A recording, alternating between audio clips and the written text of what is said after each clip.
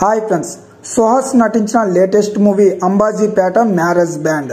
ఈ మూవీ ఎలా ఉంది అని తెలుసుకునే ముందు మన ఛానల్ని సబ్స్క్రైబ్ చేసుకుని పక్కనే ఉన్న బెల్ ఐకాన్ కూడా ఆన్లో అయితే పెట్టుకోండి. ఇంకా ఈ మూవీ స్టోరీ విషయానికి వెళ్తే, అంబాజీపేట అనే గ్రామానికి చెందిన Malli alias Suhas, Padma alias Saranya twins. Malli Ambajipeta marriage బ్యాండ్లో పనిచేస్తుంటాడు. పద్మ ఆ ఊరి స్కూల్లో టీచర్గా పనిచేస్తుంది.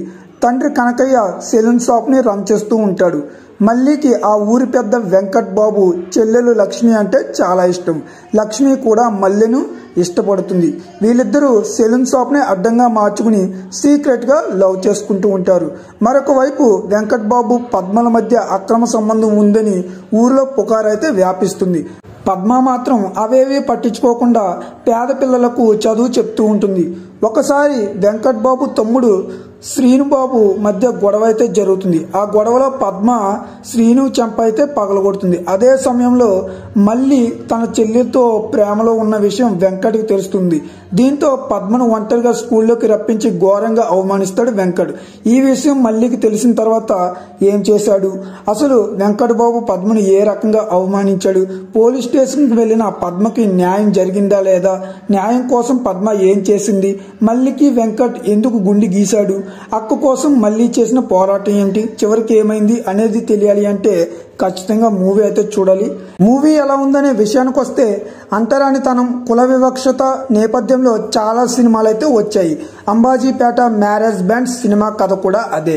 ఈ సినిమాలో కులం గురించి ఎక్కువగా ఉంటుంది, కానీ సినిమా అసలు పాయింట్ కులం గురించి కాదు, మనుషుల మధ్య కోపం ఎలాంటి పనులు చేయిస్తుంది అనేది మెయిన్ పాయింట్. రొటీన్ స్టోరీనే అయినప్పటికీ దుష్కాంత్ కటికనేని రాసుకున్న స్క్రీన్ ప్లే కథకు చాలా ప్లస్ పాయింట్ అని చెప్పుకోవచ్చు. తక్కువ కులానికి చెందిన హీరో పెద్ద కులానికి చెందిన హీరోయిన్ని ప్రేమించడం అనే రొటీన్ సన్నివేశాలతో సినిమా స్టార్ట్ అవుతుంది. ఇద్దరు ప్రతి మంగళవారం సెలూన్ షాప్లో కలుసుకోవడం, ఫోన్లో మాట్లాడుకోవడం, మధ్యలో హీరో స్నేహితుడు సంజీవ్ వేసే పంచులు, ఇవన్నీ కూడా నవ్వు తెప్పించే విధంగా అయితే ఉంటాయి. ఇంటర్వెల్ సీను సెకండ్ హాఫ్ పై కొంచెం ఇంట్రెస్ట్ అయితే కల్పిస్తుంది. ఫస్ట్ హాఫ్ రొటీన్గా ఉంటుంది. ఆధారం లేని అక్రమ సంబంధం, అవమానం పడ్డ ఆత్మాభిమానం అంటూ న్యాయం కోసం పద్మ చేసే న్యాయ పోరాటం మాత్రం అందరినీ కట్టిపడేస్తుంది. పోలీస్ స్టేషన్లో వచ్చే సీన్ అయితే అదిరిపోతుంది. ఇంక ఎవరెలా చేశారనే విషయానికి వస్తే, షార్ట్ ఫిల్మ్తో కెరియర్ను ప్రారంభించిన సుహాస్ క్యారెక్టర్ ఆర్టిస్ట్గా సినిమాల్లోకి వచ్చాడు. మల్లిగాడు క్యారెక్టర్లో సుహాస్ చాలా బాగా నటించాడు. లవర్గా, అక్క కోసం ఎంతైనా దేనికైనా తెగించే తమ్ముడిగా అద్భుతంగా నటించాడని చెప్పుకోవచ్చు. ఈ సినిమా చూసిన ప్రతి ఒక్కరూ పద్మ పాత్రను అయితే మర్చిపోలేరు. ఆ పాత్రలో అంత గొప్పగా నటించింది శరణ్య. ఆమె నటనకు థియేటర్లో విజిల్స్ పడడం గ్యారంటీ అని చెప్పుకోవచ్చు.